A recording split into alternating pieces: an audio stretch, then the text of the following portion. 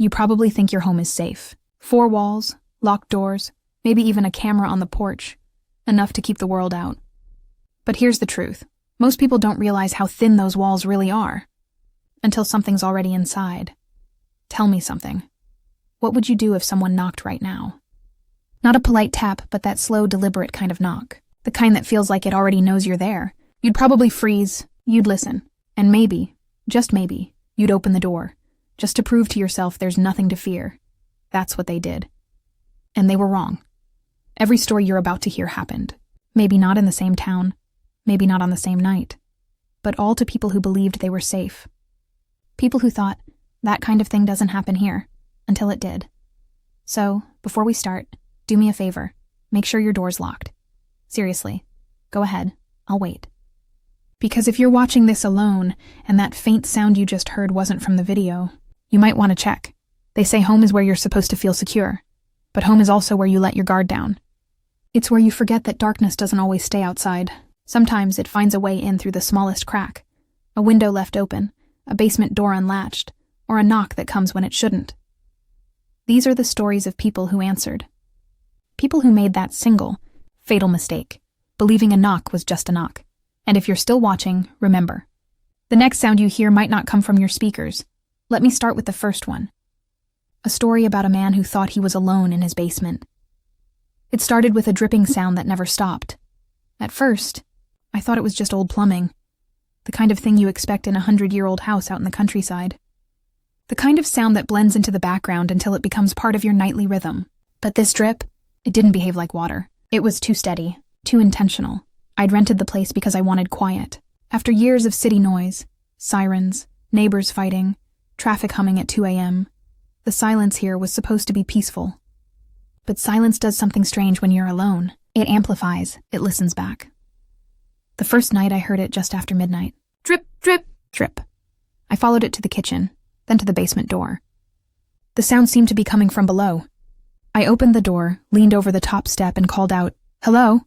No answer. Just that same dripping, echoing off concrete. I told myself it was condensation, maybe a leaky pipe. Nothing worth worrying about. But after I closed the door, I noticed something weird. The dripping stopped. Completely. The next morning, when I checked again, everything looked normal. Pipes dry, floor dry. The old basement smelled musty, but that was it. I laughed at myself for even being paranoid. But that night, right on schedule, the sound returned. And this time, it wasn't dripping. It was pacing. Soft, slow, deliberate footsteps, just below my room. For days, I tried to rationalize it. Houses settle, animals get inside, and wind moves things. I told myself all that, but then things upstairs started to change too. A mug I left on the counter moved to the sink. The TV remote vanished only to reappear wedged behind the couch. And the weirdest part, my food started disappearing. Little things at first. Half a loaf of bread, a few eggs, a can of soup. I live alone. No pets, no guests. I kept brushing it off, but a part of me started watching the corners more closely, listening harder. By the 5th night, I couldn't ignore it anymore. I woke to the sound of the fridge door closing. I sat up, heart racing. From the darkness of the hallway, I swore I saw a faint movement, like someone slipping around the corner. When I finally got the courage to check, nothing. Every door locked, every window shut. But in the morning, one thing stood out. The basement door was open. I called the landlord that afternoon. Told him about the noises, the food, and the door. He just sighed. "Old place," he said. "You're probably hearing the pipes expanding at night." "Pipes don't open doors," I said. He paused.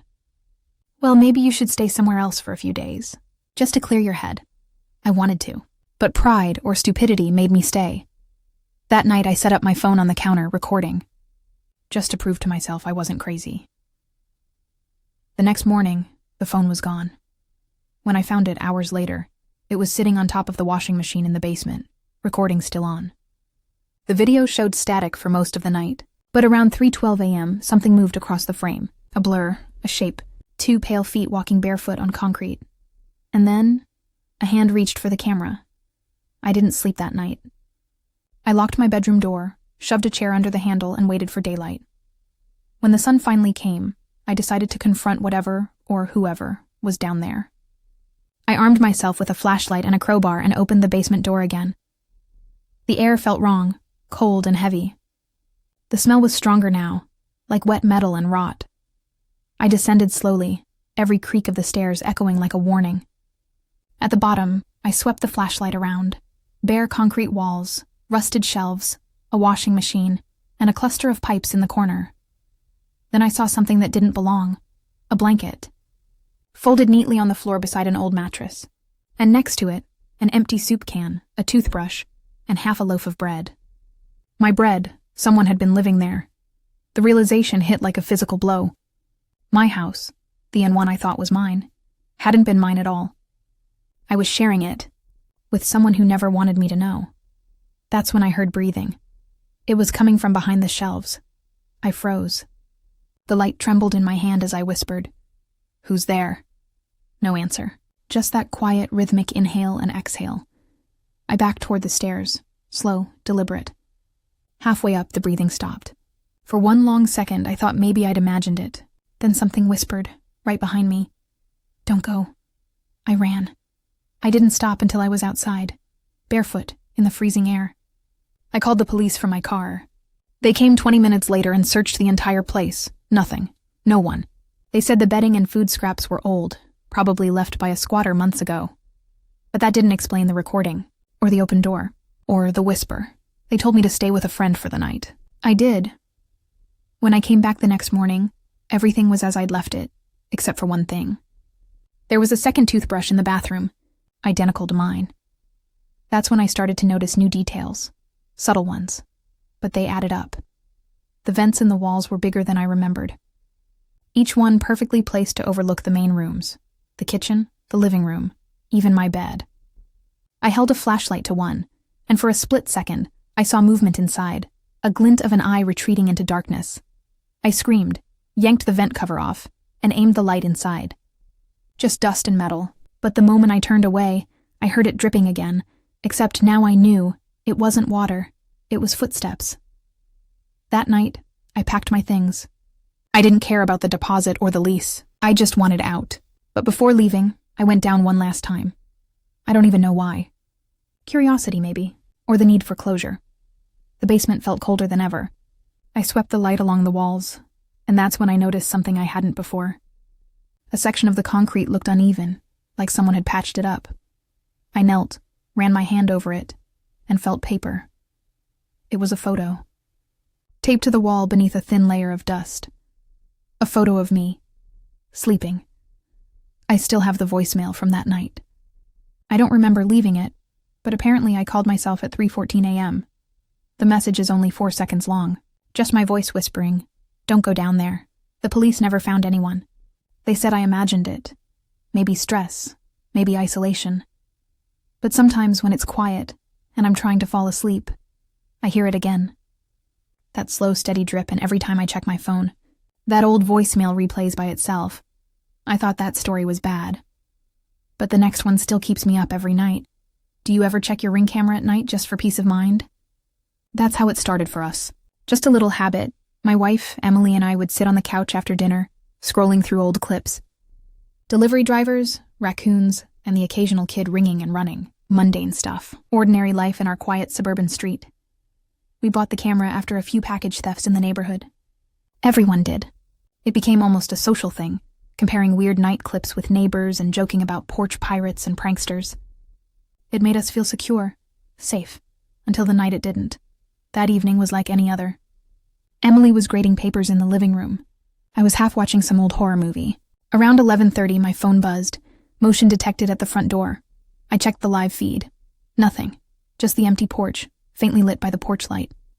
Probably a car passing by or a raccoon again. But when I checked the footage history, there was a clip time-stamped 11:28 p.m. I played it, and immediately froze. Someone was standing just outside the frame, barely visible. A shoulder, a shadow. They weren't moving. Just there. I turned the camera view to wide and my breath caught. There were two of them. They stood perfectly still on the walkway, one slightly taller than the other, facing the camera, but just far enough away that their faces were in shadow. No movement, no sound, just waiting. "Em," I said quietly. "You need to see this." She came over, frowning. "What is it?" When she saw the screen, she laughed, nervously. Probably teens. Halloween prank or something? Yeah, I said, forcing a laugh. Probably. But the longer we watched, the stranger it got. The footage kept going, 1 minute, then 5, then 15.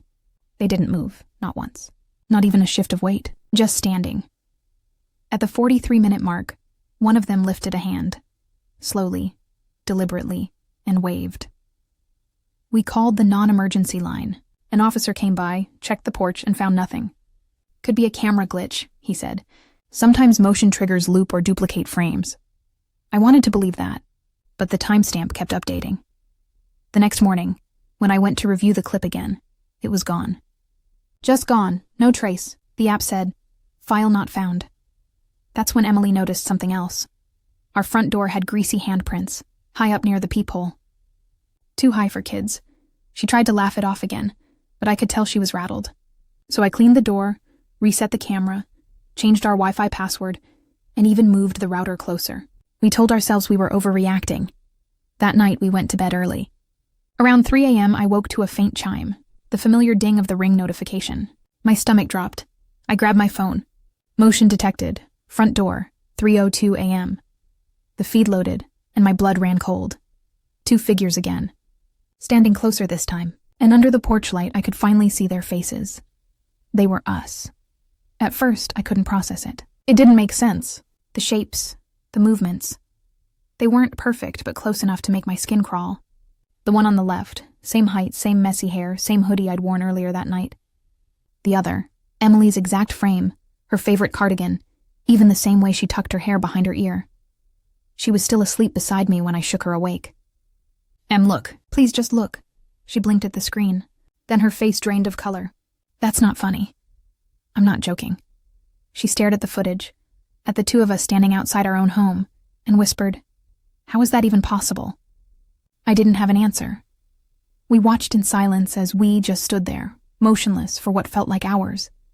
Then suddenly, both figures tilted their heads in perfect unison and looked directly into the camera. Emily gasped. They're looking at us. And then, they smiled.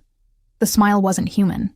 It stretched too wide, too deliberate, like someone mimicking emotion but not understanding it. Both sets of lips moved at the same time, forming words we couldn't hear. And then, all at once, static. The feed cut out. I jumped out of bed and ran to the window. The porch was empty. No one was there. By the time the police arrived, again, the clip was gone.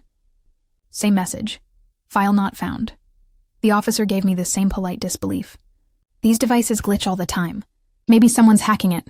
Or maybe you were half asleep and saw something reflected. Emily said nothing. She just stared at the front door. For the next few days, things went quiet. We stopped checking the app at night and muted the notifications. But the silence felt heavier now. I started noticing little changes.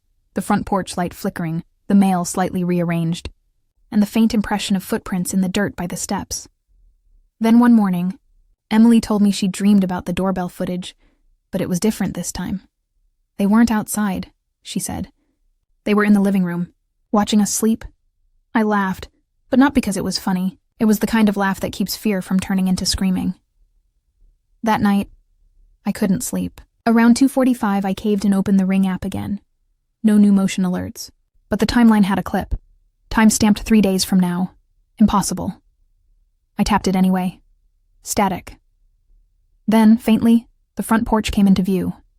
2 figures again, standing in the same spot. Only this time they were closer to the door. Almost touching it. The taller one leaned forward until its face filled the frame. My face, and in a voice that wasn't quite mine, it said, "Let us in." The next morning, I didn't tell Emily. I just deleted the app. Reset the account. Factory reset the entire camera. I even unplugged it and threw it in a box in the garage. But that night, I still got the notification. No phone. No app. Just that familiar chime echoing through the house. Ding. Emily heard it too. She turned toward the sound, eyes wide. "You deleted it, right?" I don't know, I stammered. "It's unplugged." But the sound came again. Louder, longer. Ding. We crept toward the front door. I looked through the peephole. Nothing. Then Emily whispered, "Why is the porch light on?" It wasn't on a timer. I flicked it off earlier that night. I opened the curtain just an inch and saw movement. 2 shadows, standing perfectly still. We didn't sleep that night. We sat in the kitchen with every light on, waiting for dawn.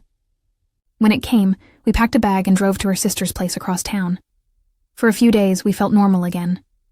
The house stayed empty. No notifications. No weird dreams. Then, 3 nights later, Emily woke up at 4 a.m., pale and shaking. "There's something outside," she whispered. I grabbed my phone and opened the Ring app, even though I'd deleted it. Somehow it was there again.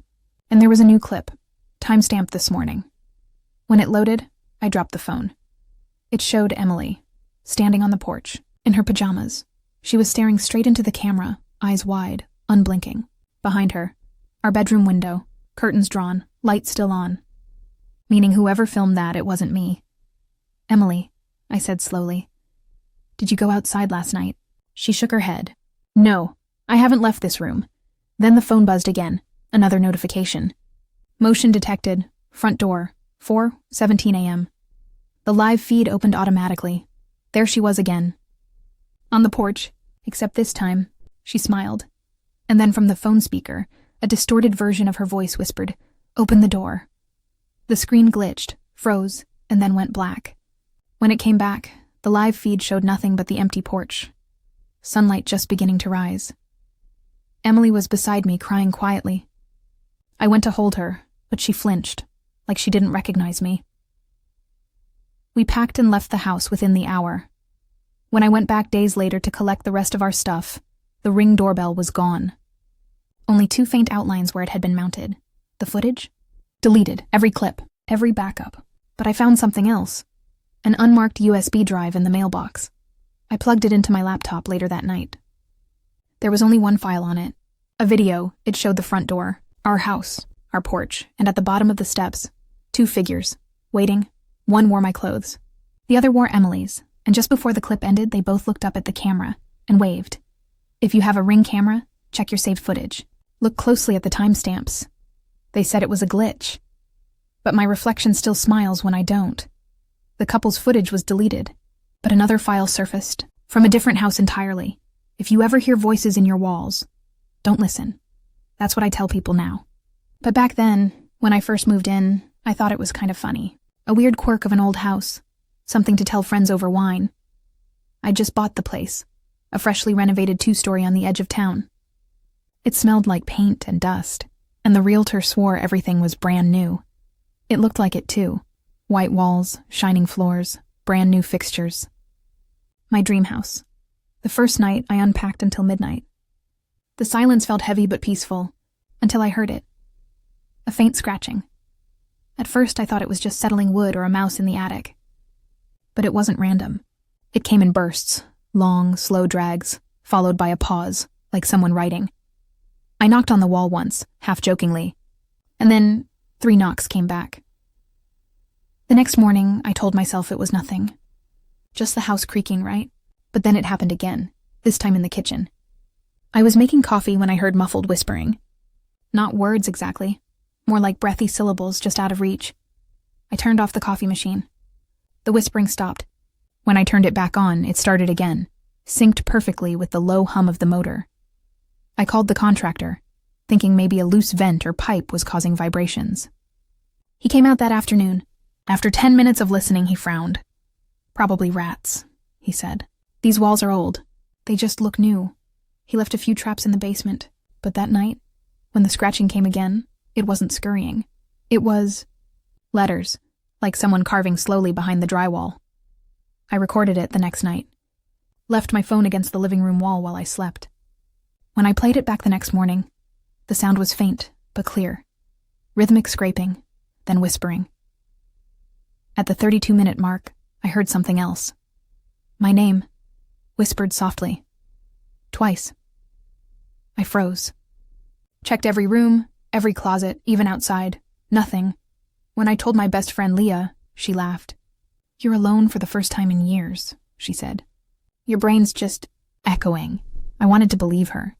But when I came home that night, I found something that made my stomach drop. In the hallway, a thin crack had appeared in the paint. The kind that forms when walls expand.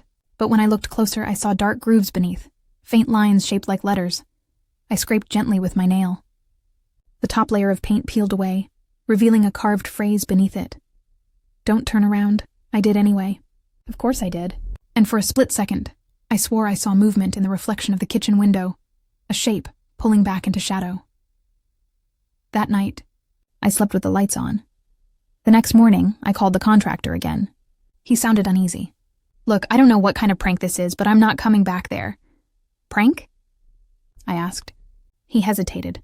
"That house, it had another owner before you." Guy flipped it fast. "We found weird stuff during the demo. Carvings, names. I painted over everything and sealed it up. Didn't think anyone would notice." "What kind of carvings?" I asked. He didn't answer. He just said, "You should move." That night, I couldn't take it anymore.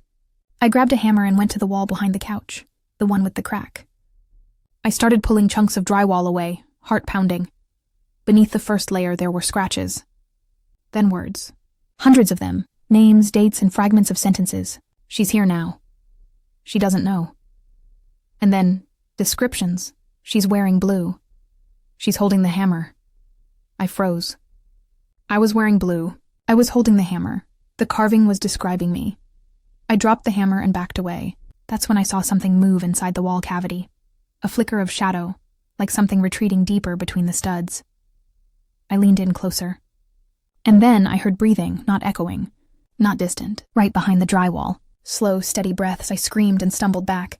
My phone slipped out of my pocket and landed flashlight up, casting a pale glow over the torn section of wall. For the first time, I saw what was really underneath.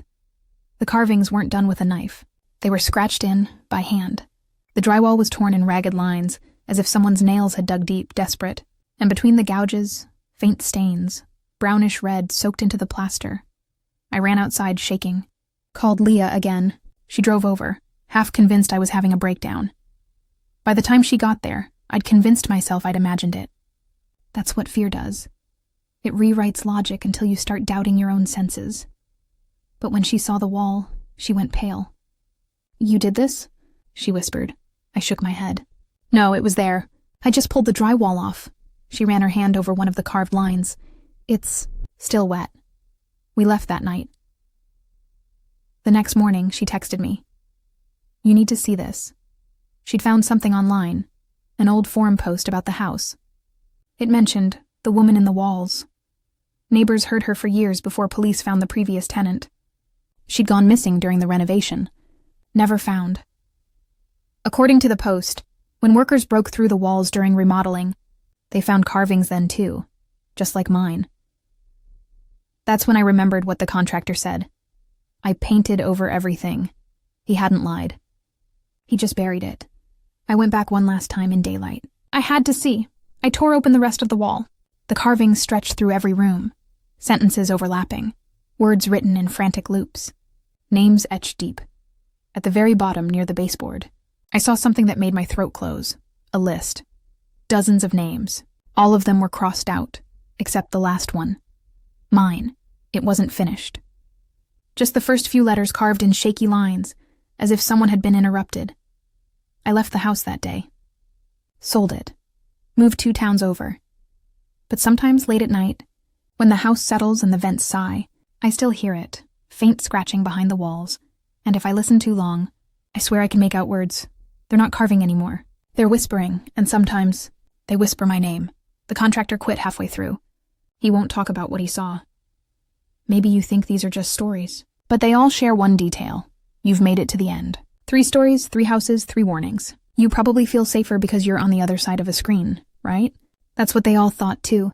Every lock, every password, every camera you buy for peace of mind, they're not barriers.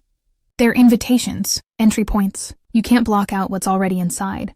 I didn't tell these stories to scare you. I told them because you need to know. They're not isolated incidents. They're patterns.